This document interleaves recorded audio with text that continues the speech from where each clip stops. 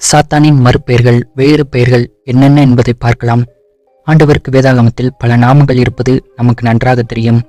ஆனால் சாத்தானுக்கும் பல நாமங்கள், பல பெயர்கள் இருக்கிறது உங்களுக்கு தெரியுமா? இன்றைக்கு சாத்தானின் 10 விதமான நாமங்களை தெரிந்து கொள்வோம். முதலாவது நாமம் அதிகாலையின் மகனாகிய விடிவெள்ளி. சாத்தானை விடிவெள்ளி நட்சத்திரத்தோடு ஒப்பிடப்பட்டு பேசப்படுகிற நாமம்தான் இந்த விடிவெள்ளி என்ற நாமம். சாத்தான் பாவத்திற்கு முன்பதாக பிரகாசிக்கிற விடிவெள்ளி போல இருந்தான் என்பதையும் இது குறிப்பிடுகிறது. விடிவெள்ளி என்ற நாமம்தான் ஆங்கில வேதாகமத்தில் லூசிபர் என்று பதிவு செய்யப்பட்டிருக்கிறது. இரண்டாவது, சாத்தான் இந்த உலகத்தில் பொய்ப்போதகம் செய்து மற்றவர்களை ஏமாற்றுவதே தன்னுடைய வேலையாக வைத்திருப்பது நிமித்தமாக அவனுக்கு பொய்க்கு பிதா என்ற நாமம் கொடுக்கப்பட்டிருக்கிறது. சகோதரர் மேல் குற்றம் சுமத்துகிறவனாக இருக்கிறபடியினாலே குற்றம் சாட்டுகிறவன் என்ற நாமம் அவனுக்கு இருக்கிறது.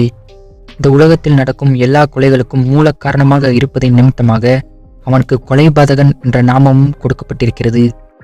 எல்லாரையும் சோதனை செய்து பாவத்திற்கு உள்ளாக உட்படுத்துகிறபடினாலே அவனுக்கு சோதனைக்காரன் என்ற நாமமும் கொடுக்கப்பட்டிருக்கிறது.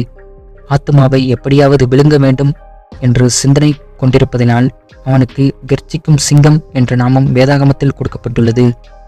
இந்த உலகம் முழுவதற்கும் உலகம் அனைத்திற்கும் எதிராக அவன் செயல்பட்டு கொண்டிருப்பதனால் அவனுக்கு எதிராளி என்ற நாமமும் கொடுக்கப்பட்டிருக்கிறது.